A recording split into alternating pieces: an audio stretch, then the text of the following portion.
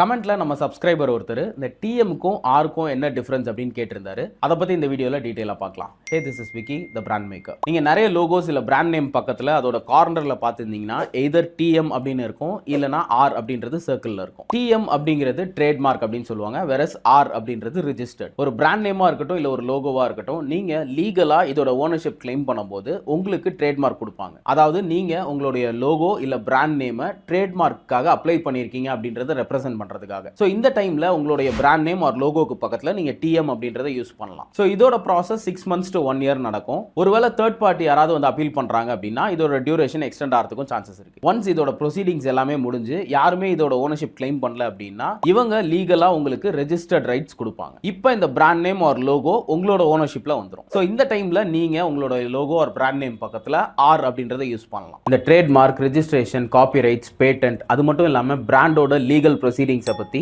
Already டீடைலா ஒரு video பண்ணிருக்கோம். Madras creatives YouTube சேனல்ல அவைலபிளா இருக்கு. மறக்காம செக் பண்ணி பாருங்க.